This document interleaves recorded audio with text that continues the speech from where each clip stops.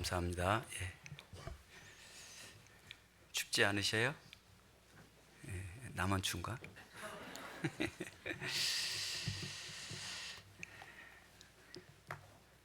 걱정한 눈으로 나를 쳐다보는 한 사람이 있습니다. 예, 우리 함께 기도하겠습니다. 예. 감사하신 하나님 아버지, 주님의 사랑과 은혜를 감사합니다. 주님의 사랑과 은혜가 아니면 저희들은 이 세상 살아가면서 온갖 죄와 고통과 역경 속에 살아갈 수밖에 없는 어리석고 미련한 저희들입니다. 이런 인생 속에서 하나님을 발견케 해주시고 삶의 목적을 알게 해주시며 비록 이 세상에서 여러 가지 어려움 속에서도 주님이 주시는 그 은혜와 또 즐거움을 경험하고 살아갈 수 있도록 도와주심을 감사합니다. 오늘도 함께 구원받은 형제자매들을 모아주시고 하나님의 말씀으로 함께 저에게 위로받기 위해서 함께 해주심을 감사합니다. 이 시간에 하나님께서 저희들에게 주시고자 하는 말씀을 주시고 이 말씀이 우리 하나의 지식이 아니라 우리의 삶 속에 믿음으로 받아들일 수 있는 귀한 시간이 될 수 있도록 인도해 주시기를 기도합니다. 오늘 이 시간도 온전히 하나님께 부탁을 드리며 예수 그리스도 이름으로 기도했습니다. 아멘. 우리 욥기 1장 말씀을 좀 보겠습니다. 예.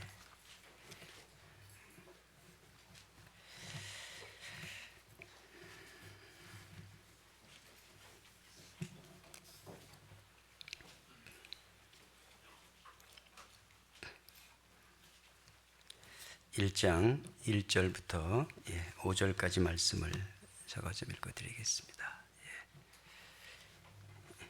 욥기 1장 1절부터 우스 땅에 욥이라는 이름하는 사람이 있었는데 그 사람은 순전하고 정직하여 하나님을 경외하며 악에서 떠난 자더라. 그 소생은 남자가 7이요 여자가 3이며 그 소유물은 양이 7천이요 약대가 3천이요 소가 500결이요 암나귀가 500이며 종도 많이 있었으니 이 사람은 동방 사람 중에 가장 큰 자라. 그 아들들이 자기 생일이면 각각 자기의 집에서 잔치를 베풀고 그 누이 셋도 청하여 함께 먹고 마심으로 그 잔칫날이 지나면 욥이 그들을 불러다가 성결케 하되 아침에 일어나서 그들의 명수대로 번제를 드렸으니 이는 욥이 말하기를 혹시 내 아들들이 죄를 범하여 마음으로 하나님을 배반하였을까 함이라. 같이 이것만 읽어볼까요? 욥의 행사가 항상 이러하였더라. 항상 이러하였더라. 지난 한 주간 우리가 이교구 전도 집회를 할 수 있도록 인도해 주신 하나님께 먼저 감사를 드립니다. 하나님이 역사하지 않으면 이런 집회도 할 수 없고요. 또 요즘 사람들이 마음이 강팍해서 말씀 앞에 나오기 쉽지 않은데 또 하나님 앞으로 나올 수 있도록 여러 영혼들을 인도해 주셨습니다. 그 영혼들을 말씀을 한번 들었기 때문에 또 계속 여러분들이 말씀을 또 인도해야지 나중에 구원받을 때까지 우리가 포기하지 않았으면 좋겠습니다. 요즘은 한두 번 들어서는 안 될 것 같아요. 구원받을 때까지요. 우리가 포기를 하지 말아야 될 것 같습니다. 끝까지 좀 그 영혼들을 사랑하시고 꼭 구원받을 수 있도록 인도해 주시기를 좀 바라겠습니다. 이를 위해서 우리 이교구 식구들 많이 수고해 주셨고 여러분들이 많이 수고해 주셨습니다. 특별히 우리는 또 식사 봉사 3교구에서 너무 맛있게 해주셔서요 감사합니다. 또 여러 가지 또 차량 봉사해 주신 분들 방송실 여러분들이 수고해 주셔서요 참으로 감사합니다. 또 어제 또 교회학교 우리 교사들 소풍 갔다 오고 나서 힘들 텐데 밤에 새벽에 저가 한 4시면 일어나는데 시끄러워요. 그냥 뭐 쿵쾅쿵하고서는 도둑놈이 들어왔나 그래가지고 도대체 그래서 이제 올라가 보니까 불을 켜고 자주도 않고 그냥 그 뛰고 있더라고 애들이 참. 그 선생님들도 못 잤을 것 같아요. 우리 정말 고생들 많이 하는 것 같아요. 선생님들이요. 너무 감사합니다. 예. 오늘 또 우리 청년 임원분들이 좀 공주에서 임원 수련회로 좀 공주에 가 있습니다. 무사히 갔다 올 수 있도록 기도해 주시길 바라겠습니다. 예. 오늘은 그 욥에 대해서 여기 1장 중심으로 1장, 2장 중심으로 여러분들에게 좀 말씀을 드리겠습니다. 예. 우리가 욥하면 생각나는 것이 뭐가 있죠? 고난. 아마 욥하면 성경 전체 중에 아마 가장 고난을 많이 겪은 분 중에 하나가 욥이 아닌가 생각이 들어요. 어떤 분은 예수 그리스도의 십자가 그 죽으심 고난 이후에 아마 가장 고난을 받으신 분이 아닌가 할 정도로 아마 고난의 대명사라고 부르고 있습니다.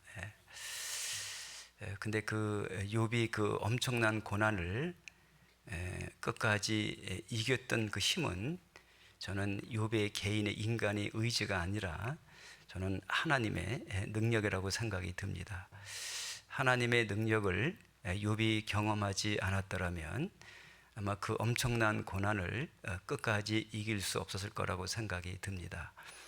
그래서 욥이 참으로 하나님을 신뢰한 믿음이 얼마나 확실하고 전적으로 신뢰했는지 우리가 욥을 읽게 되면 그 사실을 알게 되어 있습니다. 그래서 욥이 그러한 믿음이 욥의 개인 믿음이 아니라 우리 자신들도 그 믿음을 좀 본받았으면 좋겠다라는 생각을 하고 있습니다. 성경을 주신 목적은 여러 가지 이유가 있지만 성경은 하나님이 살아계신 것을 우리에게 믿게 해주시기 위해서 하나님이 성경을 우리에게 주셨습니다. 우리가 만약에 성경을 보지 않는다면 하나님을 알 수도 없고 또 구원받을 수도 없고 또 구원받은 이후에도 온전한 사람이 될 수 없다고 생각이 듭니다. 이 성경이 있기 때문에 우리가 보이지 않는 하나님을 경험할 수 있고 또 사람은 순수할 수가 없습니다. 사람은 정직하지 못합니다. 그런 우리를 정직한 사람으로 순수한 사람으로 만드는 것이 하나님의 말씀입니다. 그리고 이 말씀이 아니라면 우리는 지금도 온전한 삶을 살아갈 수 없는 사람들입니다. 그래서 로마서 15장 4절에 보면 무엇이든지 전에 기록한 바는 우리를 위해서 기록된 것이니 이 성경을 기록한 목적은 우리에게 교훈을 주시기 위해서 기록된 것입니다. 그래서 이 성경은 여러분들이 들으실 때나 읽으실 때 다른 사람을 볼 것이 아니라 내 자신에게 주는 교훈의 말씀으로 받아들이지 않으면 이 말씀이 우리에게 아무 유익이 없을 거라고 생각이 들어요. 정말 이것이 여러 사람에게 말씀드리는 것이 아니라 하나님이 직접 나에게 주신 메시지로 우리 마음속에 받아들일 때 그것이 나에게 유익이 있는 것이지 이것은 다른 사람에게 생각한다면 내게 아무 유익이 없다고 생각이 듭니다. 오늘 이 말씀을 다 드릴 수는 없지만 되는 대로 좀 말씀을 드리겠습니다. 1장 1절부터 좀 보겠습니다. 1장 1절. 우수 땅에 욥이라 이름하는 사람이 있었는데 그 사람은 순전하고 정직하여 하나님을 경외하며 악에서 떠난 자더라 그랬어요.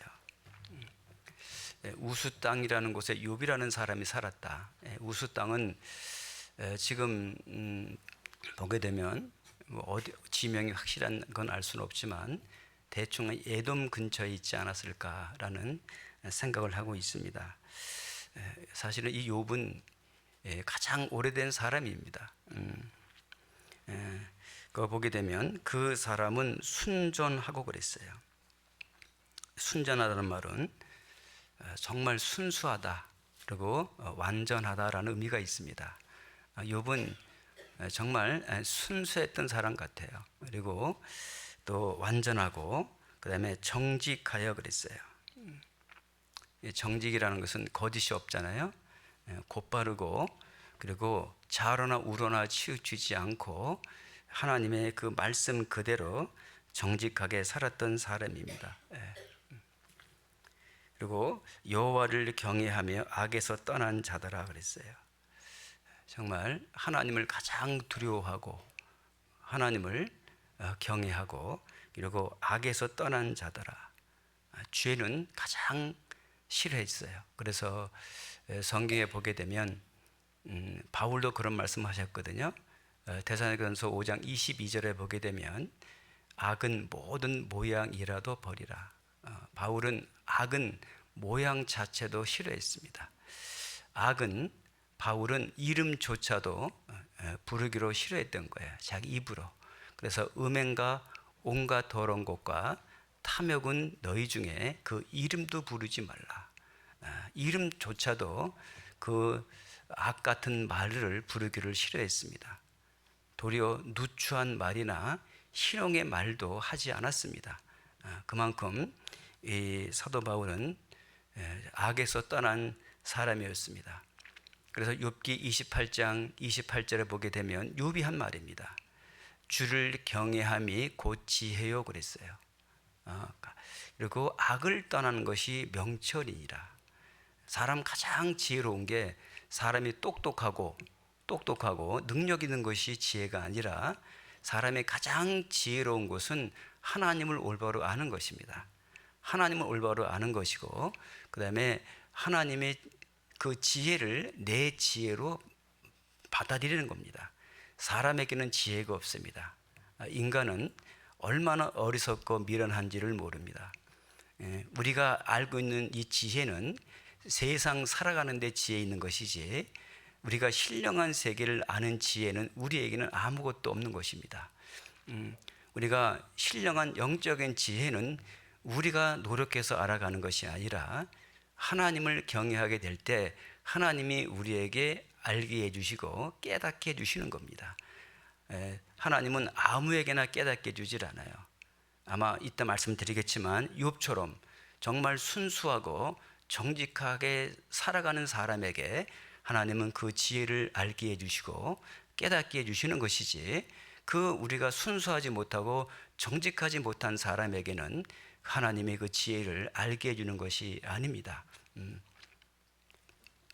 참으로 이 욥이라는 사람은 우리가 엄청난 부였습니다. 2절에 보게 되면 그 소생은 남자의 일곱이요 여자가 셋이며 그랬어요.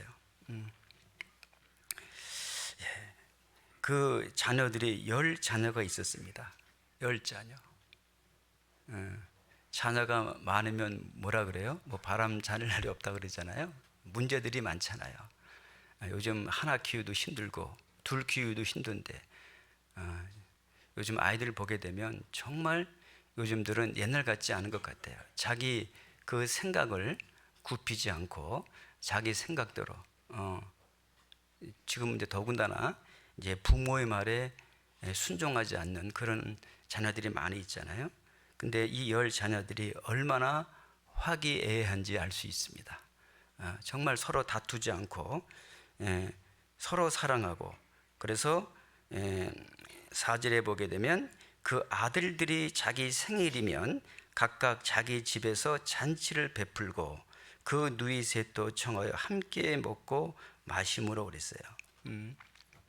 그 10자녀들이 정말 서로 우애하고 사랑스러운 그런 우애를 갖고 살았던 것은 저는 아이들도 좋지만 전 부모가 그 욥이라는 사람의 삶이 믿음이라고 생각이 들어요. 자녀들은 반드시 부모의 믿음을 본받게 돼 있습니다. 그래서 결국 자녀들이 문제가 있다는 것은 부모가 문제가 있는 경우들이 많이 있을 거예요. 그래서 참으로 우리 부모님들은 정말 먼저 우리가 가정에서 참으로 믿음으로 올바르게 사는 것이 우선이라고 생각이 듭니다. 욥처럼 순전하고 정직하게 삶을 살아가고 있다면 아이들은 그 모습을 보고 그대로 보고 배울 것입니다. 하지만 부모가 순수하지 못하고 정직하지 못한 삶을 살고 있다면 그 아이들에게 순수한 믿음을 심어줄 수가 없는 것입니다. 그래서 이 욥의 가족은 참으로 그 욥의 그 믿음에 따라서 아이들이 그러한 삶을 실제 살았던 것입니다. 그래서 욥이라는 사람은 5절에 보게 되면 그 잔칫날이 지나면 욥이 그들을 불러다가 성결케 하되 아침에 일어나서 그들의 명수대로 번제를 드렸으니 이는 욥이 말하기를 혹시 내 아들들이 죄를 범하여 마음으로 하나님을 배반하였을까 함이라 그랬어요. 잔칫날이 되게 되면 그 욥이 그 자녀들을 불러서 그 자녀들의 명수대로 하나님께 번제 제사를 드렸습니다. 왜? 그들이 혹시나 잘못했을까 봐, 혹시나 죄를 범했을까 봐.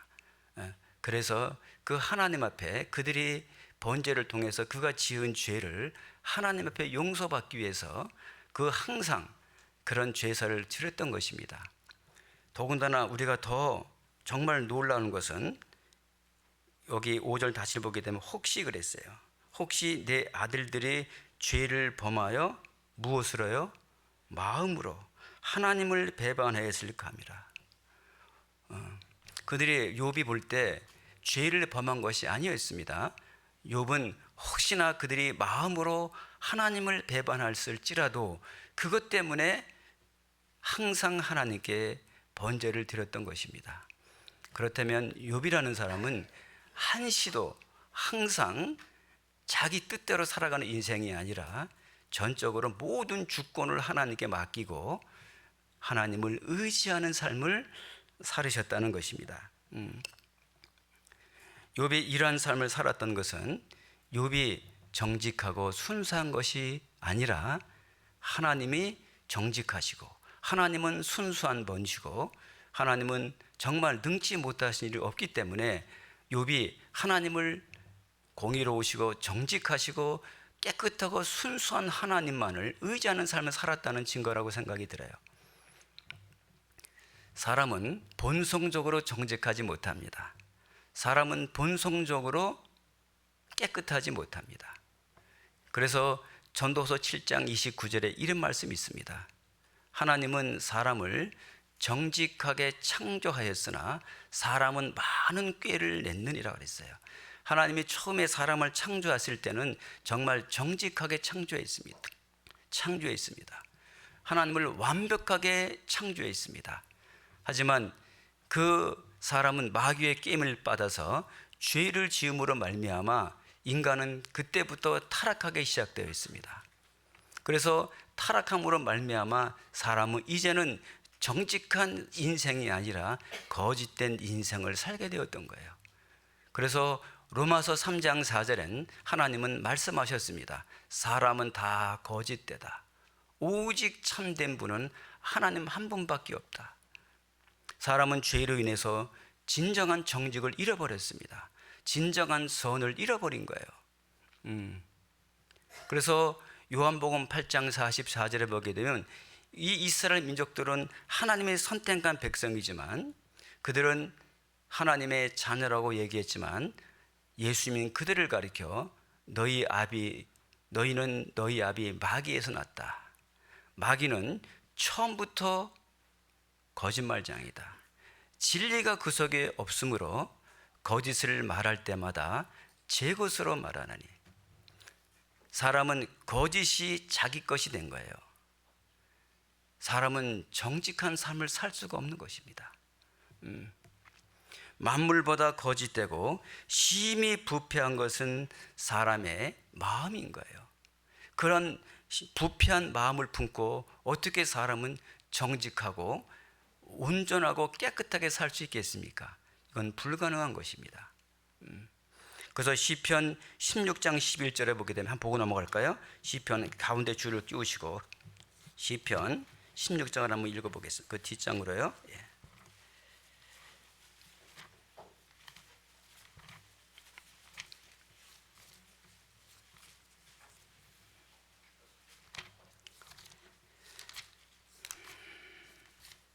시편 16장 11절 보겠습니다.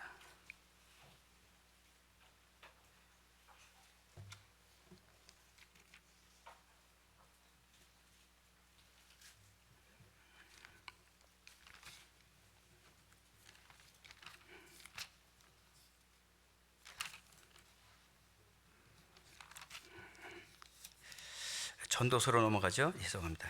내가 전도서 7장 보겠습니다.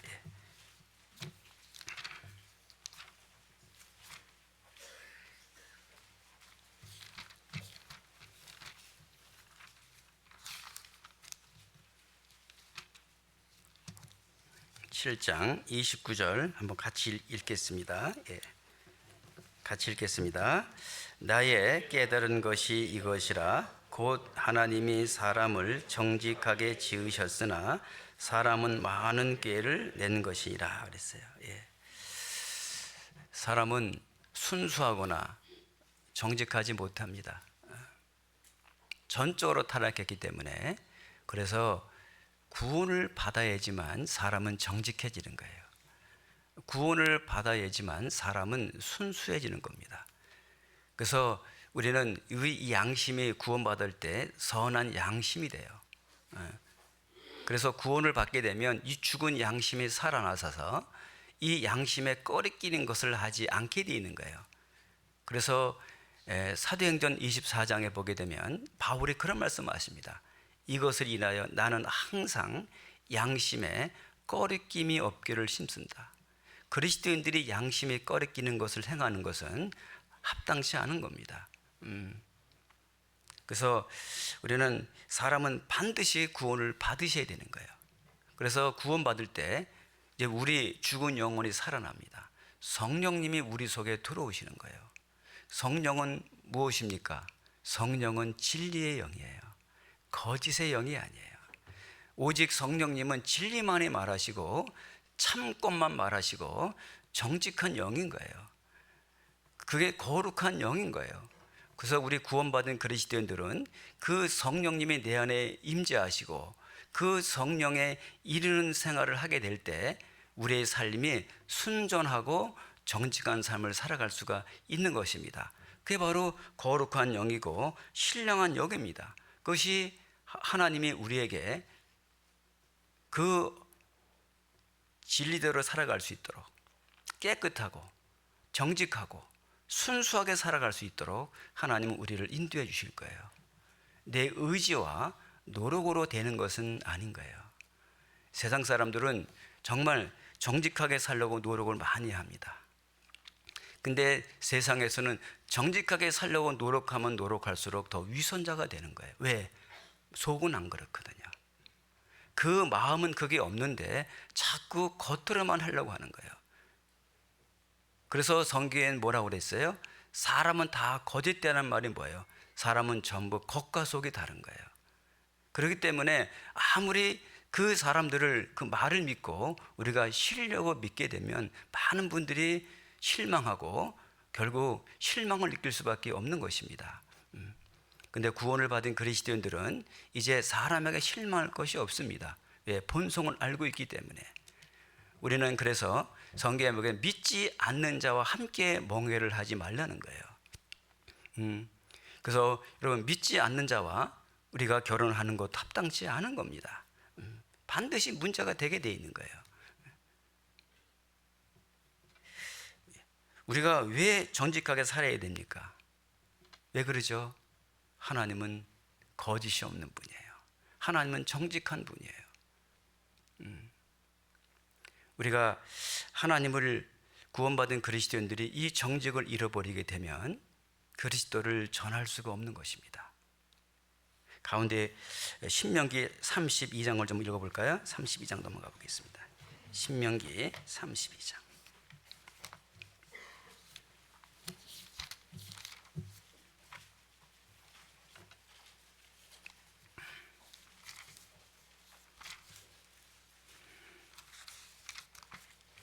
(32장) 4절 보겠습니다. 신명기 32장 4절이요.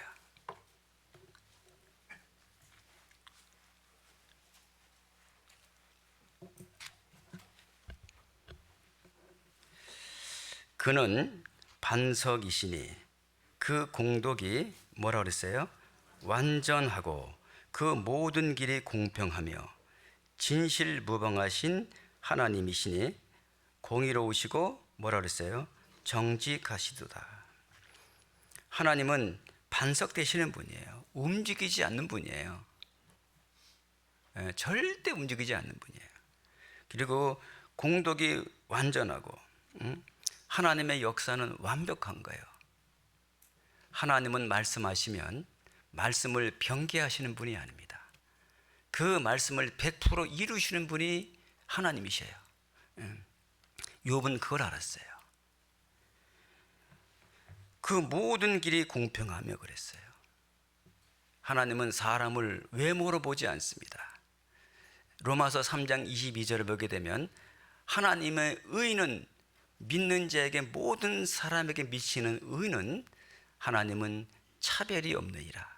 하나님은 사람을 차별하시는 분이 아니에요. 사람들은 돈 많은 사람, 없는 사람, 배운 사람, 못 배운 사람 차별을 둘 때가 있고, 그리고 외모를 보고 사람은 평가하지만 하나님은 사람을 보고 외모를 보고 평가하는 분이 아닙니다. 하나님은 정말 우리 마음의 중심을 보시는 분입니다. 진실무방하신 하나님이시며 공의로우시고 정직하신 하나님이세요. 그 정직하신 하나님이, 우리는 거짓된 사람입니다. 하나님은 정말 정직하신 분이고 사람은 거짓되고 부패해요. 그런 우리를 하나님은 구원하셔서 구원만 해주시는 것이 아니라 실제 하나님이 우리를 통해서 나타날 수 있도록 정직한 삶과 공의로운 삶, 진실한 삶을 살게 하기 위해서 하나님은 우리를 구원하시고, 또 우리에게 그런 삶을 살 수 있는 능력이 없기 때문에 보혜사 성령님을 우리 마음속에 내주해 주시고, 그 성령님께서 우리를 순수하고 정직하게 살 수 있도록 우리를 인도해 주시는 것입니다. 우리는 그러한 삶을 통해서 세상에게 빛을 비춰주는 거예요. 그 빛을 비춰줌으로 말미암아 우리는 잃어진 영혼들을, 그들을 하나님 앞으로 인도할 수가 있는 것입니다. 우리가 그러한 삶을 살지 않는다면 우리는 세상 사람들을 인도할 수가 없을 거예요. 더군다나 가장 가까운 가족들, 더욱다나 가족들에게는 더 그리스도인들이 더 그렇게 하셔야 됩니다. 조금 더 타협을 해주시면 안 됩니다. 그런 면에서는요. 우리 주님은 참으로 진실하신 분이기 때문에 그렇습니다. 참으로 잠언 14장 2절에 보게 되면 정직한 사람이 진심으로 하나님을 경외하는 거예요. 여러분, 우리가 거짓되이 살면서 합당치 못한 삶을 살면서 하나님을 경외한다는 것은 맞지가 않는 거예요. 정말 성경에 잠언 14장 2절에 그런 말씀이 있습니다. 정직하게 행하는 자는 여호와를 경외하여도 패역하게 행하는 자는 여호와를 경멸히 여기니라. 그것은 정직하지 못한 상태에서 하나님을 경외한다는 삶은, 그것은 하나님을 경멸히 여기는 것과 같다는 거예요. 정말 정직한 자만이 하나님을 진심으로 경외할 수 있습니다. 하나님을 진심으로 하나님의 은혜 속에 사는 사람은 정직한 사람일 거예요. 잠언 14장 9절에 보면 미련한 자는 죄를 심상히 여겨도 정직한 자 중에 은혜가 있느니라. 비록 우리가 정직하게 살다 보게 되면 때로는 불이익 당할 때가 있을 거예요. 때로는 손해볼 수가 있을 거예요. 그러나 하나님의 주신 은혜가 얼마나 큰지를 알 수 있을 거예요. 그 은혜를 아는 사람들은 그 죄를 범하거나 합당치 못한 삶을 살게 되면 하나님의 은혜를 상실해버리는 거예요. 그 마음의 즐거움을 잃어버리는 거예요. 하나님 주시는 그 신령한 영적인 은혜들을 경험할 수가 없는 것입니다. 정말 구원받은 그리스도인들은 항상 은혜 속에 가야 되는데, 우리는 욥처럼 그 정직한 삶을 통해서 하나님의 날마다 은혜를 경험하고, 그리고 여러분의 가정과 우리가 하는 모든 일들이 형통함을 경험하시게 될 거예요. 욥기 8장을 한번 보겠습니다.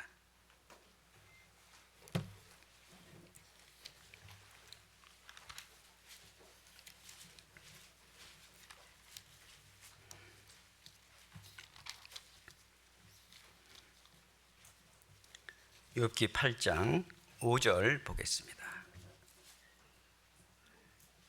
구약성경 768쪽 정도 되겠습니다. 8장 5절 보겠습니다.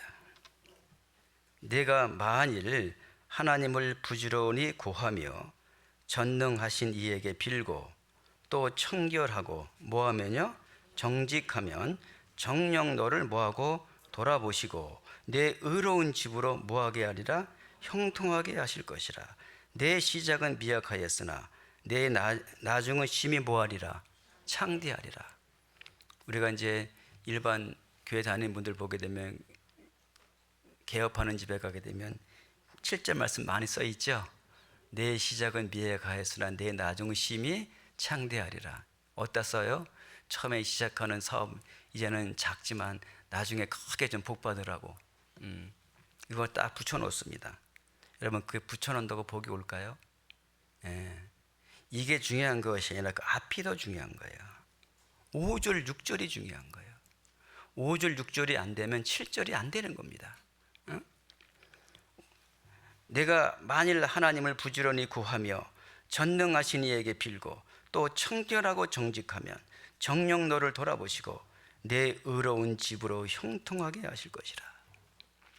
여러분의 가정에 좀 문제가 있다 할지라도, 또 어려움이 있다 할지라도, 여러분 나중에 말씀드리겠지만 욥처럼 많은 고난과 역경이 있지만 그러나 끝까지 그 믿음을 잃지 않고 한결같이 항상 그 믿음으로 살게 되면 나중엔 의로운 형통함을 경험하게 되실 거예요. 그 경험하게 되실 것입니다.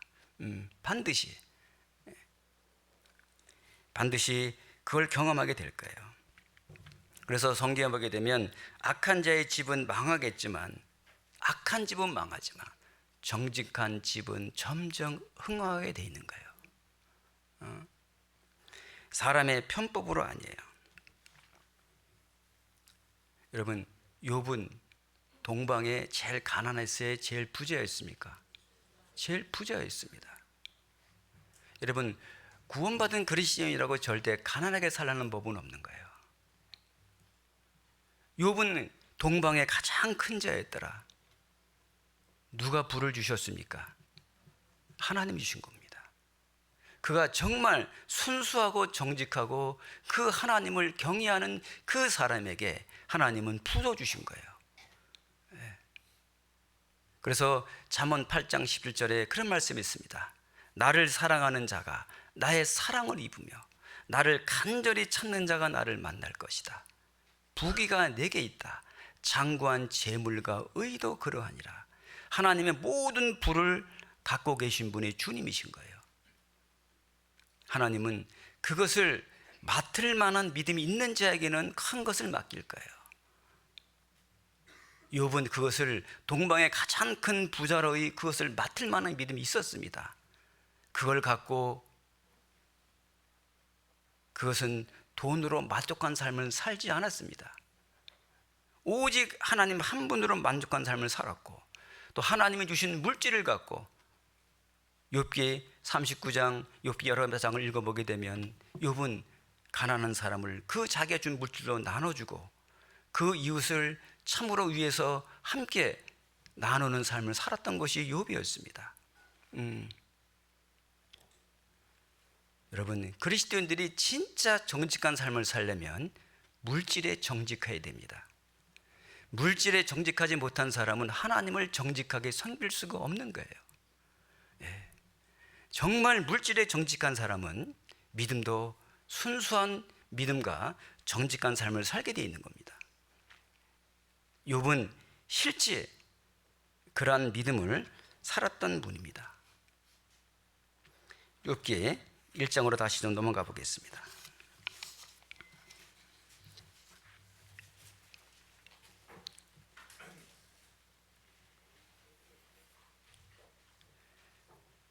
욥은 이런 삶을 살았던 것은 사람이 인정한 것이 아닙니다.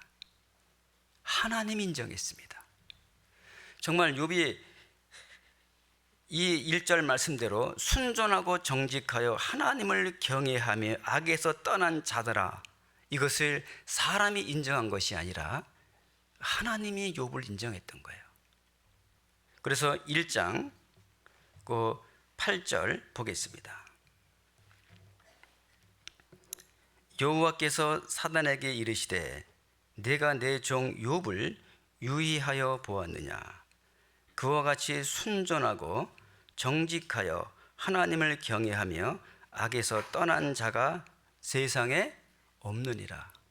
실제 욥은 이러한 삶을 살았습니까? 안 살았습니까? 실제 살았습니다. 그것이 말로만 했던 것이 아니라 실제 삶을, 이러한 삶을 살았던 거예요. 그래서 하나님이 인정했습니다. 여러분, 사단은 뭐예요? 사단은 하나님을 대적할 수가 없는 거예요. 하나님을 대적자가 안 됩니다. 하나님과 게임은 안 되는 거예요. 단지 사단은 하나님이 잠시 사단을 사용할 뿐입니다. 하나님이 허락하지 않으면 사단도 우리를 괴롭힐 수가 없는 거예요. 지금은 이 세상은 마귀가 권세를 잡은 세상입니다. 하나님이 잠깐 마귀를 풀어놓은 거예요. 우리는 하나님을 의지함으로 그 마귀를 이길 수 있고, 우리는 하나님을 의지하지 않으면 여러분과 우리는 마귀를 이길 수 없는 거예요. 하나님은 욥에 대해서 인정을 했습니다. 너 사단에게 자세히 욥을 유의해 보았느냐. 이 욥처럼 정말 순전하고 정직하고 이 여호와를 경외하며 악에서 떠난 사람 보았느냐. 이 세상에 그런 사람 없다. 하나님이 인정한 사람이었습니다. 근데 사단은 뭐라고 그래요? 사단은 그렇게 사는 그 욥에 대해서 인정하지 않습니다. 하나님이 그런 모든 것을 축복해 주니까 하나님이 그를 그렇게 믿었지 한번 다 없애보라고. 그 하나님 주신 것을 전부 없애버리게 되면 반드시 욥은 하나님을 욕할 것이라고, 하나님을 떠날 것이라고. 근데 사단은 그렇게 욥에 대해서 비방했지만 하나님은 인정했을까요? 믿지 못했을까요? 하나님은 욥을 인정했습니다. 욥을 인정했어요. 너 그래? 그렇다면 한번 욥에게 한번 목숨은 건들지 말고 그의 종과 그의 모든 걸 다 허락한 거예요. 사단에게 허락했습니다. 그의 종들이 다 죽었습니다. 그의 10 자녀들이 다 죽게 되었던 거예요. 다 죽었습니다. 그런데도 욥은 정말 하나님을 원망하지 않았어요. 끝까지 항상 그 믿음을 지켜나갔습니다. 그 12절 보겠습니다. 12절 여호와께서 사단에게 이르시되 내가 그의 소유물을 다 내 손에 붙이노라. 오직 그의 몸에는 내 손에 대지 말지니라. 사단이 곧 여호와 앞에 물러가니라. 하나님이 허락한 거예요. 여러분, 심사편을 쭉 읽게 되면 그 종들이 다 죽습니다. 죽어요. 그리고 그의 10 자녀들이 다 죽습니다. 19절 보겠습니다.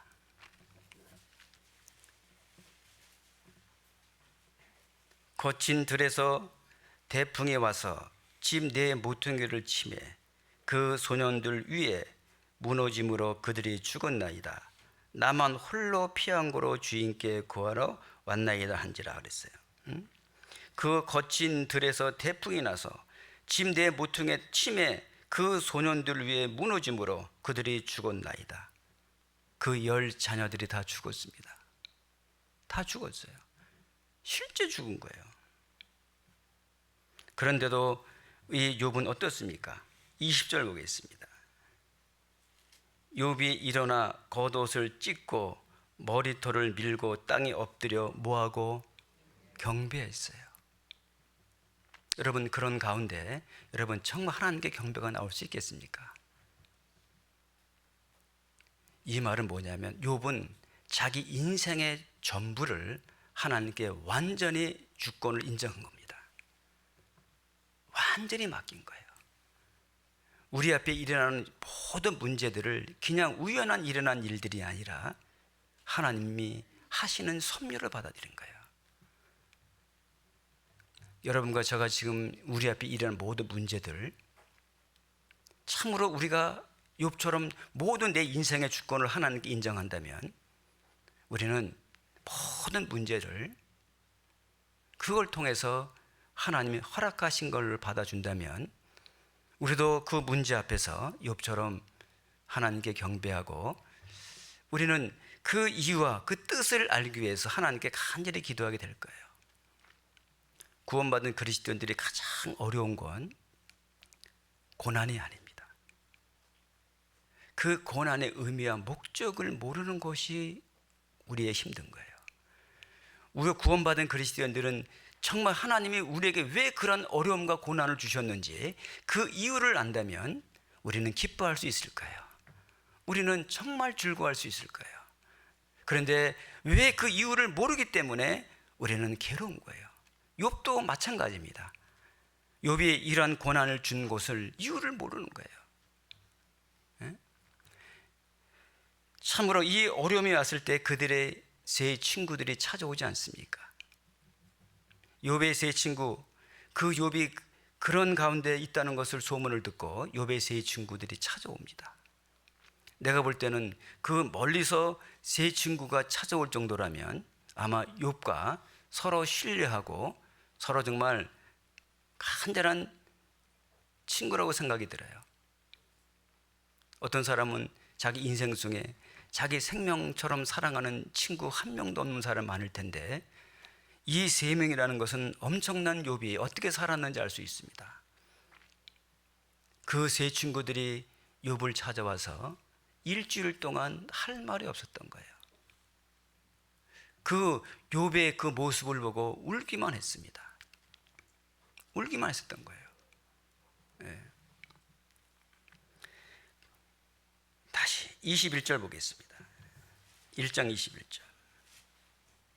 가로되 내가 모태에서 적신이 나왔사온즉 또한 적신이 그리도 가올 것이요. 같이 읽어볼까요? 주신 자도 여호와시요 취하신 자도 여호와시니 여호와의 이름이 찬송을 받으실지라 하고 그랬어요. 욥은 내가 적신이로 나왔사오니 적신이로 돌아갈 것이다. 빈손 들고 왔으니 빈손 들고 돌아갈 것이다. 응? 반드시 주신 자도 여호와시요 취하신 자도 여호와시다. 그 욥이 그 동방의 가장 부자여도 결국 하나님이 주신 거예요. 절대 교만하지 않았잖아요. 그 주신 분이 취하신 분도 주님인 것을 믿었던 거예요. 그리고 주님께 찬송을 올립니다. 그리고 22절에 보면 이 모든 일에 그랬어요. 욥이 뭐하지 아니하고 범죄하지 아니하고 하나님을 향하여 어리석게 뭐하지 아니하고 원망하지 않았다. 우리 같으면 어때요? 정말 하나님이 계셔? 하나님 계시면 어떻게 내게 이런 일이 있어? 때로는 하나님도 원망하고 때로는 정말 우리가 믿음에서 많이 식어질 거예요. 그러나 욥은 끝까지 그 믿음을 지켰습니다. 그걸 딱 본 이후에 사탄이 또 찾아오지요. 한번 2장 3절 보겠습니다. 여호와께서 사단에게 이르시되 내가 내 종 욥을 유의하여 보았느냐. 그와 같이 뭐하고요? 순전하고 정직하여 하나님을 경외하며 악에서 떠난 자가 세상에 없느니라. 같이 읽어볼까요? 내가 나를 격동하여 까닭없이 그를 치게 하였도다. 그가 오히려 자기의 순종을 굳게 뭐라 했어요? 지켰느니라. 하나님이 그랬잖아요. 네가 나를 격동하여, 마귀가 하나님을 격동했잖아요. 그래서 결국 욥을 시험한 건데 까닭없이 그를 치게 하였도다. 욥은 왜 자기가 그런 고난이 오는지 모르는 거예요. 까닭없이 그를 치었지만 그가 오히려 그 순전함을 지켰느니라. 여러분, 진짜 믿음은 언제 나타납니까? 좋을 때요? 안 좋을 때요? 안 좋을 때요. 여러분, 좋을 땐 다 믿음 좋아요. 여러분, 좋을 때는요, 믿음 없는 사람 없습니다. 하나님 배반하지 않습니다. 하나님 축복 주셨다고 믿고 정말 감사하다고. 자기가 믿음 정말 좋은 것처럼 얘기하지만 진짜 믿음은 가장 힘들었을 때예요. 가장 어려웠을 때, 그때 그 사람의 평상시에 마음의 중심의 믿음이 그때 나타나는 거예요. 진짜 믿음은 마음의 중심에 실제적으로 하나님을 경외하고 날마다 그런 삶을 살았더라면 우리는 그 어려운 가운데 참으로 그의 믿음을 볼 수가 있는 거예요. 욥은 하나님이 그를 인정했기 때문에 그 까닭없이 그런 고난 속에서도 더 그의 순전한 믿음을 지켰던 거예요. 만약에 욥이라는 사람이 하나님 볼 때 그것을 지킬 수 없는 것처럼 그 이길 수 없는 믿음이라면 사단한테 허락했을까요? 안 했을까요? 예? 안 했을 거예요. 하지 않았을 거예요. 그래서 하나님 우리한테 허락해야 안 해요? 우리한테 안 하잖아요. 우리는 이거 너무 다 주고 다 배반하고 도망갈 거예요. 우리한테는 안 하는 거예요. 마귀가 볼때 그냥 뭐라 할 거야? 야, 제발 걔 건들지 마, 주철이. 걔 건들면 죽는다. 걔 건들면 걔 주님 떠날 거야. 걔 건들면 안 돼. 그럴 거예요. 절대 못하게 막을 거예요. 내 주님은 그 욥을 믿었던 거예요. 예. 정말 그 욥은 이런 가운데 지켰어요. 그래서 또 뭐라 그래요? 또 이제 사단의 유혹에 따라서 그 욥의 살을 다 병이 합니다. 4절 보겠습니다. 2장 4절이요. 사단이 여호와께 대답하여 가로되 가죽으로 가죽을 바꾸오니 사람이 그 모든 소유물로 자기 생명을 바꾸올지라. 이제 주의 손을 펴사 그의 뼈와 살을 치소서. 그리하시면 정령 대면하여 주를 뭐하리다? 욕하리다. 마귀는 어떻게 하든지 하나님을 떠나게 만들려고 한번 살을 병을 긁어보십시오. 그러면 주님을 욕하고 떠날 것이다. 근데 마귀는 그렇지만 하나님은 욥을 끝까지 신뢰했어요. 끝까지 믿었어요. 그래서 그 살도 허락한 거예요. 허락했습니다. 그래서 7절에 보게 되면 사단이 이에 여호와 앞에서 물러가서 욥을 쳐서 그 발바닥에서 정수리까지 악창이 나게 한지라. 욥이 제 가운데 앉아서 기와 조각을 가져다가 몸을 긁고 있더니 얼마나 악창이 났으면 가려우면요 기와 조각을 갖다 자기 몸을 긁고 있는 거예요. 긁고 있는 거예요. 그걸 본 자기 아내가 9절 뭐라 그래요? 그 아내가 그에게 이르되 당신이 그래도 자기 순전을 굳게 뭐라 했어요? 지키느냐? 끝까지 지키느냐? 그렇죠. 우리는 여기서 욥의 아내를 저는 욕할 수 없다고 생각이 들어요. 누구든지 이런 일이 있다면 아마 다 이렇다고 생각합니다. 도무지 이해가 되지 않기 때문에 그래서 그 아내는 그런 가운데 정말 그런 가운데서도 그 순전을 굳게 지키겠느냐? 하나님을 욕하고 죽으라. 그런데 10절에 보게 되면 그가 이르되 그대의 말이 어리석은 여자 중 하나의 말 같도다. 우리가 하나님께 복을 받았은즉 재앙도 받지 아니하겠느냐 하고 이 모든 일에 욥이 입술로 뭐라 그랬어요? 범죄하지 않았다. 그 입술로 절대 범죄하지 않았던 거예요. 네. 정말 이럴 수 있을까? 우리는 참 이해가 되질 않습니다. 욥이 얼마나 그런 믿음을 가졌길래. 11절에 보게 되면 때에 욥의 친구 세 사람이 그에게 이 모든 재앙이 임하였다 함을 듣고 각각 자기 처소에부터 이르렀으니 곧 대만 사람 엘리바스와 수아 사람 빌닷과 나마 사람 소발이라. 그들이 욥을 조문하고 위로하려 하여 상약하고 오더니 눈을 들어 멀리 보매 그 욥인지를 알기 어렵게 되었으므로 그들이 일제히 소리질러 울며 각각 자기의 겉옷을 찢고 하늘을 향하여 티끌을 날려 자기 머리에 뿌리고 7일 7야를 그와 함께 땅에 앉았으나 욥이 공고함, 그 심함을 보는 공고로 그에게 한 말도 하는 자가 없었다라고 그랬어요.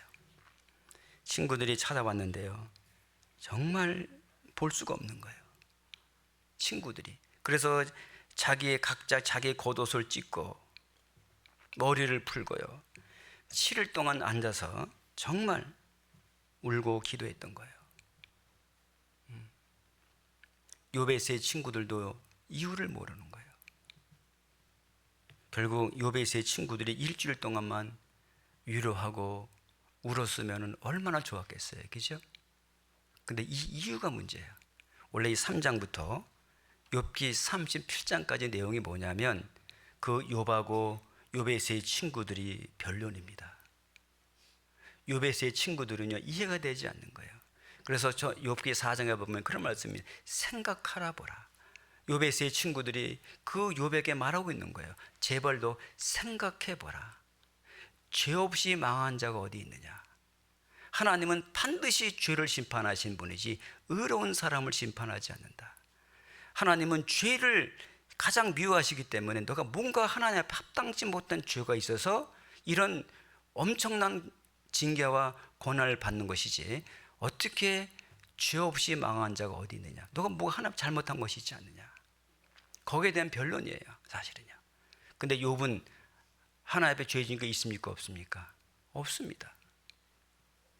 그래서 욥은 뭘 자꾸 대면하는 거예요? 욥은 뭐냐면, 너희들은 쓸데없는 의원이라. 나한테 위로해 주러 왔던 제 친구들이 나중에 뭐예요? 아픈데 더 아프게 긁어내는 거예요. 여러분들, 그래서요, 우리 형제 자매님들이 어떤 고난과 어떠한 질병에 있을 때요, 우리는 정말 조심해야 됩니다. 정말 조심해야 되는 거예요. 어떤 분들은 그런 분들이 있어. 병원에 가서 징제구만. 여러분, 정말 조심해야 돼요. 그런 말 하시면 안 돼요. 예. 그건 우리가 판단할 일이 아닙니다. 우리가 해야 될 건 뭐냐면, 욥의 세 친구 일주일 동안만 욕것만 찾으면 되는 거예요.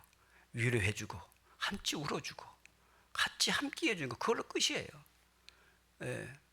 여기까지만 했으면 욥의 세 친구들은 정말 훌륭한 친구였을 거예요. 나중에 이제 쭉 읽어보게 되면 욥기 42장에 가게 되면 이 친구들이 결국 회개하고 하나님이 딱 공평하게 얘기해 주잖아요. 너희들이 잘못했다고. 그 전까지는 욥의 세 친구들이 정말 이 욥에게 유료의 자가 된 것이 아니라 도리어 큰 그 아픈 상처를 더 아프게 만든 거예요. 우리는 이러한 삶에 되지 않는다고 생각이 듭니다. 결국 욥은 뭐예요? 욥은 23장 10절에 보게 되면 이런 말을 합니다. 나의 가는 길을 그가 아시나. 봅시다. 욥기 23장.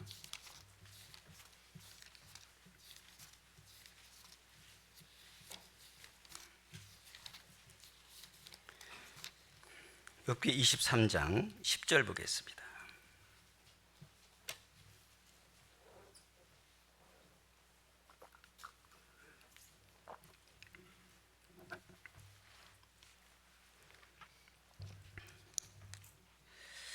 나의 가는 길을 오직 그가 아시나니 그가 나를 단련하신 후에는 내가 점금같이 나오리라. 내 발이 그의 걸음을 바로 따랐으며 내가 그 길을 지켜 치우치지 아니하였고. 같이 읽어볼까요? 내가 그의 입술의 명령을 어기지 아니하고 일정한 음식보다 그 입의 말씀을 귀히 여겼구나. 13절은 제가 읽겠습니다. 그는 뜻이 뭐하니? 일정하시니 누가 능히 돌이킬까? 그 마음에 하고자 하시는 것이면 그것을 뭐 하신다? 행하시니라. 욥은 정말 절대적인 하나님의 신뢰했던 것이 뭐냐면, 하나님의 일정한 음식보다 하나님의 입에 나오는 말씀을 더 귀하게 여겼다. 세상 무엇보다도 하나님의 말씀을 가장 귀하게 여기는 마음이 첫 번째 있었던 거예요. 돈보다도, 명예보다도. 정말 이런 믿음이 있었기 때문에 절대적인 하나님의 말씀에 대한 신뢰와 믿음이 있었던 거예요. 결국 그래서 야고보서 5장에 보면 그런 말씀 나오시죠. 욥의 인내를 배우라. 욥의 인내를 배우라. 욥의 결말을 보았느니라. 왜? 하나님의 말씀을 100% 확인했고 신뢰했기 때문에 때가 되면 하나님께서 반드시 그 뜻을 알게 해줄 거라는 확실한 믿음이 있었던 거예요. 끝까지 인내함으로 참았습니다. 결국 그 결말을 봤어요. 결말은 어떻게 돼요? 배나 복이 돼요. 배나 복을 받아요. 야고보서 1장 보고 갑시다. 야고보서 1장. 야고보서 5장.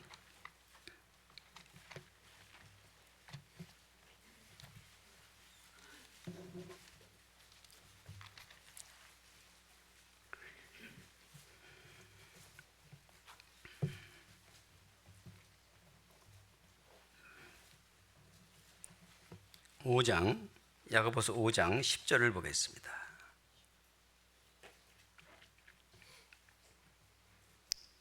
형제들아, 주의 이름으로 말한 선지자들로 고난과 몰 본을 삼으라. 오래 참음에 본을 삼으라. 보라, 인내하는 자를 우리가 복되다 하나니. 같이 읽어볼까요? 너희가 욥의 인내를 들었고 주께서 주신 결말을 보았거니와 주는 가장 자비하시고 긍휼히 여기시는 자시니라. 결국 욥이 끝까지 인내함으로 결국 그 결말을 보았어요. 배나 복을 받는데 하나님은 가장 자비하시고 긍휼이 풍성하신 하나님이셔요. 여러분, 이것은 욥이 이론일까요? 경험했을까요? 경험한 거예요. 욥이 고난을 당하기 전과 고난을 받은 이후의 그 경험을 통해서 얻은 믿음은 상당히 틀린 거예요. 그게 42장에 보게 되면 욥은 이런 간증을 합니다. 귀로 듣더만 하나님은 이제 눈으로 볼 수 있는 믿음이 생긴 거예요. 네? 여러분, 우리는 그냥 듣는 하나님이 아니에요. 항상 오늘도 나와 함께 내 앞에 나타나 보이시는 하나님, 항상 나와 동행하시는 하나님, 나와 함께 하시는 하나님, 모든 일에 내 편이 되시는 하나님, 그 하나님이 내 편에 되시고 나와 함께 하신다면 우리는 무엇이든지 다 이겨나가는 힘이 있는 거예요. 있습니다. 욥기 1장 다시 넘어가 볼까요?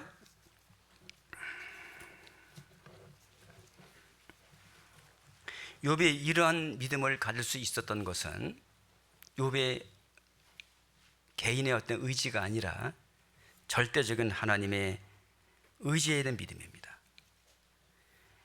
욥기 1장 1절에 보면 우수 땅에 욥이라 이름하는 사람이 있었는데 그 사람은 뭐하고요? 순전하고 정직하여 하나님을 경외하며 악에서 떠난 자더라. 순전하다. 여러분, 사람은 순전하지 못하다고 그랬잖아요. 가장 순전한 건 뭐 같아요? 정직한 건 말씀밖에 없어요. 그렇다면 우리가 순전한 삶을 살려면 뭘 의지해야 돼요? 순전한 말씀만 의지해야 돼요. 다른 건 의지하면 안 돼요. 그래서 잠언 30장 5절에 보게 되면 하나님의 말씀은 다 순전하며 그랬어요. 하나님의 말씀은 다 순전하다. 곧 그것을 의지하는 자의 방패다. 하나님의 말씀은 다 순전해서 그 말씀을 내가 전적으로 신뢰하고 믿는 사람에게 그 말씀대로 행할 수 있는 모든 방패의 마귀를 하나님이 해주시겠다는 거예요. 걱정하지 말라는 거예요. 우리가 해야 될 것은 뭐냐? 순조하고 순수한 말씀을 우리는 100% 확신하고 그 말씀을 절대적으로 의지하고 순종하라는 거예요. 그러면 하나님은 그것을 의지하는 자를 하나님이 방어해 주시겠다는 거예요. 방패의 마귀를 해 주시겠다는 거예요. 우리는 베드로전서 2장 2절 말씀 잘 알고 있습니다. 갓난 아이들 같이 뭐하고요? 순전하고 그 다음에 신령한 젖을 뭐하라? 사모하라. 이거 누구에게 한 말이에요? 우리는 새로 구원받게 되면 새로 구원받은 사람에게 이 말을 드립니다. 근데 저는 그 말을 새로 구원받은 사람에게 드리는 말이라고 생각하고 있지 않습니다. 우리는 죽을 때까지 항상 어린아이처럼 순전하고 신령한 젖을 사모해야 되는 거예요. 욥처럼 항상 초심을 잃지 말고 죽을 때까지, 주님 앞에 이를 때까지 항상 어린아이처럼 순전하고 신령한 젖을 사모하는 마음이 있으셔야 됩니다. 여러분, 우리가 아무리 오래돼도 하나님 볼 때는 뭐예요? 어린애예요. 애. 우리끼리 교만할 거 없는 거예요. 하나님 볼 때 우리가 된 거예요. 우리는 하나님 앞에 선 것처럼 항상 순전하고 어린아이 같은 그 젖을 사모하는 마음이 항상 있으셔야 되는 거예요. 여러분, 그 마음을 잃어버리게 되면 사람은 교만해져요. 여러분, 교만하게 되면 어떤지 아셔요? 정직을 잃어버립니다. 순수함을 잃어버리는 거예요. 순전함을 잃어버리는 거예요. 나중에 이제 말씀드리겠지만, 여러분, 가장 마음이 교만하게 되면 정직을 잃어버려요. 그래서 이 순수한 하나님의 말씀을 삼아야 되는 거예요. 그래서 시편 12장 6절에 보게 되면 여호와의 말씀은, 하나님의 말씀은 흙 도가니 속에 7번 단련된 은 같도다 그랬어요. 하나님의 말씀 뭐냐? 완벽하다. 여기다 더 이상 추가될 것이 없다. 더 이상 뺄 것도 없다. 이 지구상에서 완전한 것은 말씀밖에 없다. 이 말은 뭐예요? 하나님의 말씀은 100% 우리 인생 속에서 너 말씀대로 된다는 거예요. 이 말을 어기게 되면 우리 그리스도인들은 진정한 만족과 행복이 없는 거예요. 그래서 고린도후서 2장 17절에 이런 말씀이 있어요. 사도 바울이 너희는 수도한 사람같이 봅시다. 고린도후서 2장 보겠습니다.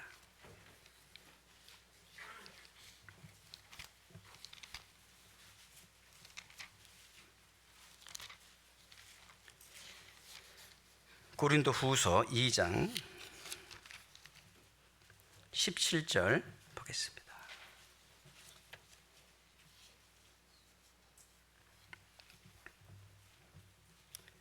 우리는 수도한 사람과 같이 하나님의 말씀을 모하게 하지 말라.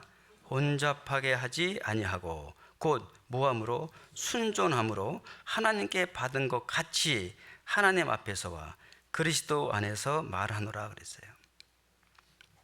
여기 이제 이 고린도 교회에 많은 문제가 있습니다.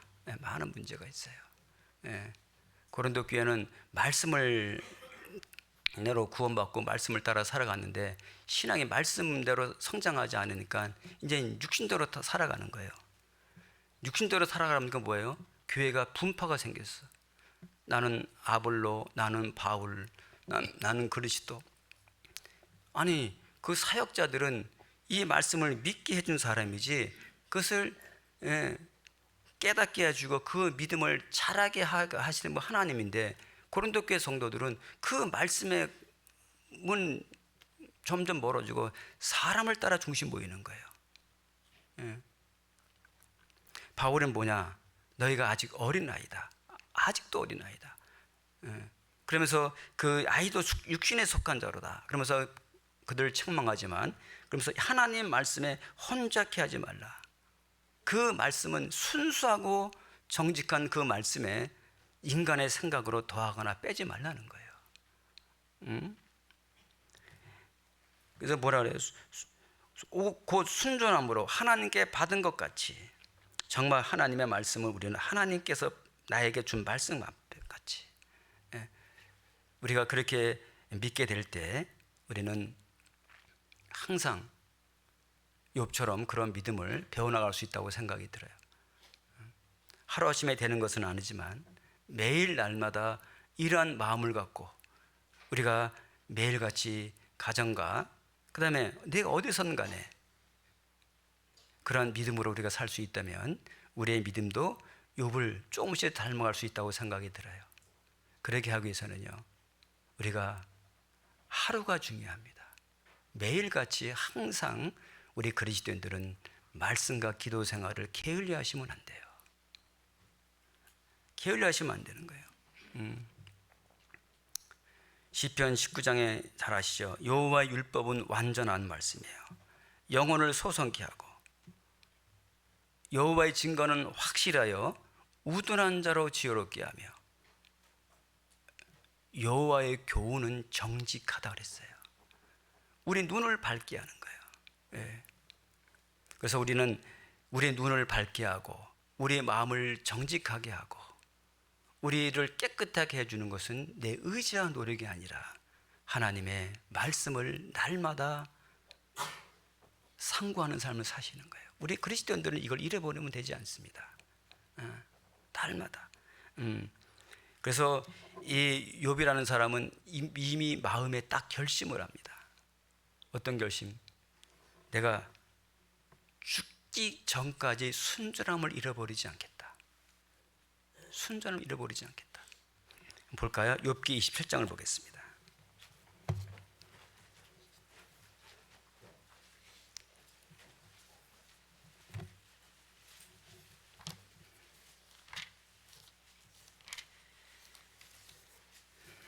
(27장)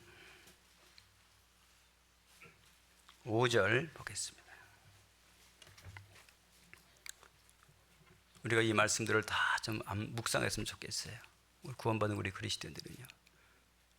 같이 읽겠습니다. 나는 단정코 너희를 옳다하지 아니하겠고 죽기 전에는 나의 순전함을 뭐라 했어요? 버리지 않겠다. 초심을 항상 버리지 않겠다. 저도 개인의 신앙의 목표가 있다면 죽을 때까지 주님 앞에 서는 그날까지 이 초심을 잃지 않는 게 저의 목표입니다. 저의 목표예요. 여러분들에게 친교 말씀을 늘 반복해서 말씀을 드리지만 여러분들에게 그 말씀을 드리면서 저가 많이 배웠어요. 저가 이것만이라도 끝까지 지켜야 되겠구나. 이것만이라도 다른 건 내가 못해도 다른 것은 못 살아도 내가 이것만이라도 지키고 살아야 되겠다 하고 여러분들에게 말씀을 드리지만 아직도 그 말씀이 안 돼요. 그게 사람입니다. 왜? 날마다 하나님께서 도와주지 않으면 안 되는 거예요. 날마다 하나님이 도와주셔야 되는 거예요. 날마다 하나님께서 함께 해주지 않으면 우리가 그렇게 살아갈 수가 없는 사람이에요. 그래서 우리는 욥도 마찬가지고 우리가 다윗도 마찬가지고 부르짖는 거예요. 여러분, 다윗은 큰 죄를 범했습니다. 간음죄와 살인죄를 범했어요. 하나님 앞에 큰 징계를 받았습니다. 어떤 징계를 받았어요? 그 가정에 풍부가 없는 날이 없었잖아요. 그의 큰아들이 암논이 자기 딸아가 겁탈하지 않았나? 자기 아들이 압살롬이 아버지를 죽이라고 따라다니지 않았나? 자, 사실은요, 그게 다 징계입니다. 하나님이 그걸 용서했지만 그 징계는 밖에 돼 있는 거예요. 근데 열왕기하 5장 15절에 그 말씀이 있잖아요. 다윗이 내가 우리아와 밧사베 외에는 항상 정직하게 살았다. 그 죄 외에는 내가 일평생 동안 항상 순수함과 정직함을 잃어버리지 않고 끝까지 하나님 앞에 사는 것처럼 정직한 삶을 살았던 겁니다. 이것은 이 인간의 의지로 되는 게 아니에요. 다윗은 그렇게 살기 위해서 날마다 부르짖었어요. 날마다. 네. 무엇을 할 때마다, 전쟁할 때마다, 무엇을 할 때마다 항상 다윗은 여호와께 묻자와 가로되 하나님 어떻게 할까요? 자기가 하고 싶어도 자기가 할 수 있는 능력도 있어도 그것을 자기가 하지 않고 하나님께 해야 됩니까? 말아야 됩니까? 항상 물었어요. 그게 무엇입니까? 그것이 자기 지혜, 자기의 힘으로 살아가는 것이 아니라 모든 것이 하나님의 지혜와 하나님의 능력을 힘입어 살고 싶어하는 간절한 소원이 있었던 거예요. 하나님은 그 소원을 외면하지 않습니다. 하나님은 그런 사람에게 능력을 베풀어 주시고 지혜를 공급해 주시는 분이에요. 저도 마찬가지입니다. 저도 그렇게 살 수 있는 사람이 아닙니다. 단 한 가지, 그렇게 살려고 발버둥 치는 거예요. 하나님은 그를 불쌍히 여겨주시고 국민이 여겨주셔서 하나님은 그렇게 살 수 있는 은혜도 지금도 공급해 주셔요. 지금도 은혜를 공급해 주시는 거예요. 우리에게 능력이 있는 것이 아닙니다. 하나님의 말씀과 교회의 능력입니다. 교회에 말씀이 없었더라면 여러분과 제가 이런 삶을 살 수가 없는 거예요. 욥기 42장을 좀 보겠습니다.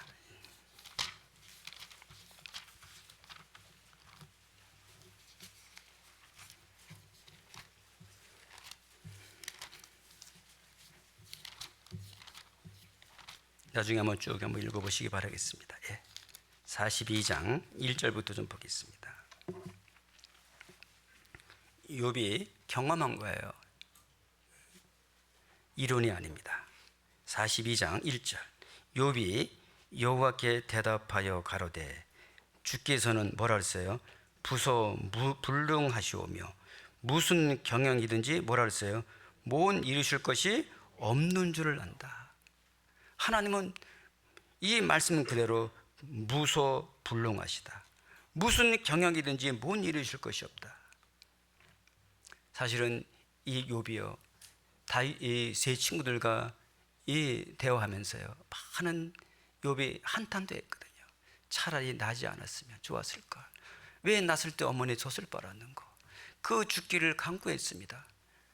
어떻게 보게 되면 그 욥의 그 한탄과 그것은 우리 인간의 연약함을 알게 해줄 거예요. 그런 하나님 앞에 그런 얘기들을 많이 한 것을 욥은 나중에 후회하고 있는 거예요. 결말을 보고 나서. 그래서 3절 뭐라고 했어요? 3절. 무지한 말로 이치를 가리우는 자가 누구리까? 내가 스스로 깨달을 수 없는 것을 말하였고. 그렇죠. 욥은 감히 깨달을 수 없는 걸 하나님 말하신 거예요. 말하였고 스스로 알 수 없고 헤아리기 어려운 일을 말하였도다. 여러분, 이것은 인간의 지혜로 우리 능력으로 알아가는 게 아니에요. 우리가 결말에 응답을 받아서야 그때 비로소 하나님을 알게 되는 거예요. 그게 저는 체험적인 신앙이라고 봐요. 4절 보겠습니다. 내가 말하겠사오니 주여 들으시고 내게 주께 묻겠사오니 주여 내게 알게 없소서. 5절 같이 읽어볼까요? 내가 주께 대하여 귀로 듣기만 하였사옵더니 이제는 눈으로 볼 수 있나이다.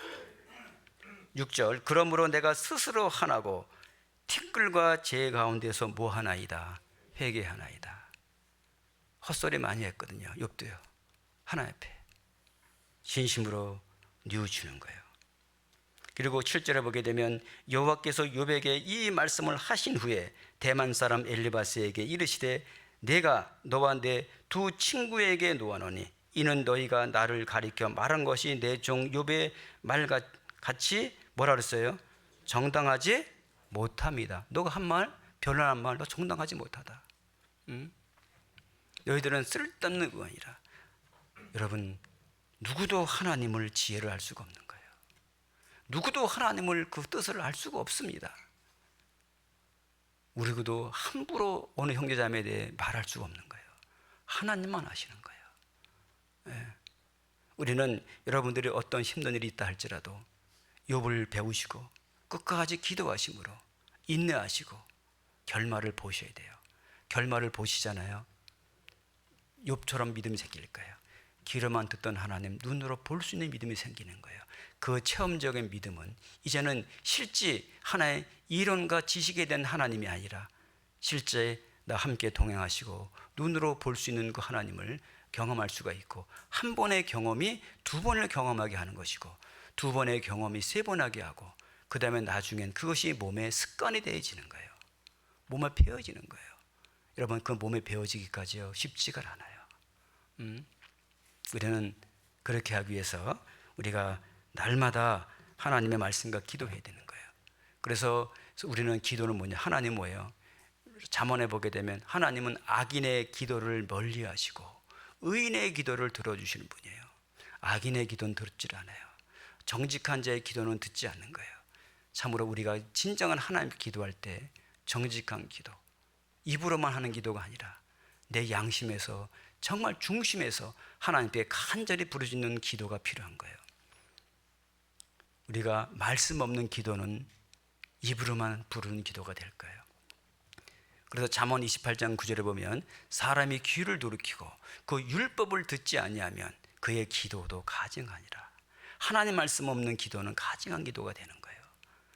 우리는 말씀을 욥처럼 붙잡고 항상 정말 순전하고 정직한 그런 삶을 살기 위해서는 이런 기도가 필요하다고 생각이 듭니다. 우리는 이렇게 살기 위해서 노력하는 사람들이지 현재 저는 이렇게 사는 사람 없다고 봅니다. 우리는 하나님께서 이런 성경에 많은 인물들 주신 목적은 우리의 삶의 모델이라고 생각이 들어요. 우리는 직접적으로 예수님을 본받을 수가 없는 거예요. 그래서 먼저 그 말씀대로 살아가는 사람들을 우리가 선지자를 먼저 주시고, 그래서 그 종 선지자들에게 보이지 않고서는 결코 행하심이 없다는 말씀처럼 우리가 그 선지자들의 삶을 통해서 우리가 교훈을 얻고 그 삶의 모델을 통해서 우리도 하나씩 하나씩 배워간다고 생각이 들어요. 이런 믿음을 가게 될 때 우리는 정말 모든 것을 이겨나갈 수 있다고 생각이 들어요. 이렇게 되기 위해서는요, 욥도 하루아침에 된 게 아니잖아요. 욥도 이 많은 고난과 그것을 훈련을 받은 거예요. 그냥 된 게 아니에요. 이런 믿음이 그냥 된 것이 아니라 많은 연단과 단련과 훈련을 통해서 되는 거예요. 하루아침에 되는 게 아닙니다. 그래서 여러분과 제가 지금 현재 처해 있는 여러 가지 문제가 있고 고난이 있고 여건이 있다면 여러분 절대 환경 보지 마시고 사람 보지 마시고 하나님이 나를 지금 훈련하고 계시다, 하나님이 나를 지금 단련하고 계시는 과정이다 라고 생각하시고 그 속에서 하나님께 욥처럼 말씀 속에 답을 찾으셔야 되는 거예요. 답을 찾으셔야 되는 거예요. 그래서 성경에 우리 많이 배우잖아요. 고난당한 것이 내게 뭐라 그랬어요? 유익이라. 이로 인하여 내가 주의 윤례를 뭐하게 되었나이다? 배우게 되었나이다. 우리가 더 주님 말씀을 삶을 통해서 배우는 것이지 머리로 배우는 게 아닙니다. 지식으로 배우는 게 아니에요. 그런 경험을 통해서 배우는 말씀은 죽을 때까지 잊어버리질 않는 거예요. 내일부터 현풍 집회입니다. 현풍 집회예요. 하나님이 우리에게 이렇게 살아야 될 이유가 있는 거예요. 왜냐하면 우리는 이렇게 살아야지만 세상을 향하여 밝은 등불처럼 빛을 비춰주는 거예요. 왜 살아야 이유가 있는 거예요? 우리 자신을 위해서가 아닙니다. 우리가 그렇게 살아야 될 이유가 뭐냐면 우리가 그렇게 살아야지만 세상을 향하여 빛을 비춰줘서 그 사람들을 옳은 대로 돌아오게 하는 거예요. 그게 전도입니다. 우리가 그렇게 살지 않은 상태에서는, 그 빛을 비춰주지 않는 상태에서는 그 사람들을 옳은 대로 돌아오게 할 수가 없는 거예요. 그래서 하나님이 지금도 우리 교회를 통해서 이뤄진 영혼들을 전도하는 그 일을 하는 게 큰 우리는 복이라고 생각이 들어요. 참 복입니다. 그래서 여러분 함께 기도해 주시고요. 기도해 주시고, 그리고 이제 그런 집회를 하게 되면 아까 말씀드렸잖아요. 이 욥은요, 그 많은 재산을 정말 자기를 위해서 쓰려지 않고 복음을 위해서, 주님을 위해서. 우리는 예를 들어서 집회하는데 많은 물질이 필요하잖아요. 예를 든 겁니다. 만약에 200만 원이 많이 들어간다. 그러면 우리가 한 사람이 200만 원 하게 되면 부담이 돼야 안 돼요? 되잖아요. 근데 우리가 여기 200명 이렇게 생각하면 한 사람당 10,000원 하면 돼야 안 돼요? 부담 돼야 안 돼요? 안 되죠. 그게 십시일반인 거예요. 우리 혼자 하게 되면 부담되고 힘이 들지만 정말 우리 형제 자매님들이 단 10,000원이라도, 단 20,000원이라도 여러분의 마음에 표시만 해준다면 우리 주님은 그것을 모아서 하나님은 우리의 큰 역사를 이루어 주시는 거예요. 그래서 여러분들이 작은 물질이지만 그것이 작은 것이 아니라 우리 마음을 담아서 우리가 함께 그것이 모아지게 되면 큰 것이 되고, 그것으로 인해서 이뤄진 영혼들을 구원하고 또 현풍 지역에 앞으로 교회가 세워지기 위해서 기도하고 있습니다. 그래서 기도하는데 그것이 반드시 다 걸려 씌워지려고 생각이 들어요. 그래서 여러분들 오늘 현풍 집회 좀 특별한 것 좀 해주시길 바라겠습니다. 아시겠어요? 예, 부담 갖지 마시고요. 안 하셔도 괜찮아요. 없는 분들은 하지 않아도 괜찮으니까 절대 부담 갖지 마시고요. 하실 분들은 10,000원 하시고, 없는 분 5,000원도 해도 되고, 또 여유 있는 분들은 20,000원 해주셔도 괜찮아. 그러니까 여러분 부담 없이 여러분들을 가볍게 좀 우리가 해서 우리 유년들이 좀 해주시면 그게 큰 것이 되니까 그렇게 해서 좀 집회 때 쓰였으면 좋겠습니다. 예, 함께 기도하고 마치겠습니다. 예. 감사하신 하나님 아버지, 오늘 욥의 믿음을 함께 상고했습니다. 저희들은 말씀에 비춰볼 때 너무나 멀게 느껴지고, 또한 저희들은 정말 그렇게 살 수 없는 것처럼 생각하지만, 하나님께서는 사모하는 자에게, 또 말씀을 가까이 하는 자에게 하나님께서 그렇게 살 수 있는 지혜와 능력을 주신다는 약속을 믿고, 우리 형제 자매님들이 하나님의 말씀과 기도하는 삶을 게으르지 않고 날마다 항상 묵묵히 순종하는 삶을 살아가는 데 부족함이 없도록 하나님 인도해 주시기를 기도합니다. 또한 내일부터 현풍 집회가 준비되어 있습니다. 그 지역에 이뤄진 영혼들을 구원하기 위해서 주님의 몸된 교회가 세워지기를 원합니다. 그래서 그 이뤄진 영혼들을 하나님 보내주시고 그곳에 교회가 세워질 수 있도록 먼저 현풍 지역에 있는 형제 자매님들이 함께 기도하고, 또 이뤄진 영혼들을 전도의 기회가 되어져서 많은 영혼들이 구원받고 하루속히 그곳에 교회가 세워질 수 있도록 하나님 인도해 주시기를 기도합니다. 특별히 말씀을 전하시는 우리 박 목사님에게 더욱 지혜와 능력으로 함께 해 주시기를 기도합니다. 이를 위해서 또 우리 형제 자매님들이 함께 수고하고 함께 희생할 수 있도록 하나님 인도해 주시기를 기도합니다. 오늘도 하나님께서 함께 해주신 것을 감사하며 예수 그리스도 이름으로 기도했습니다. 아멘.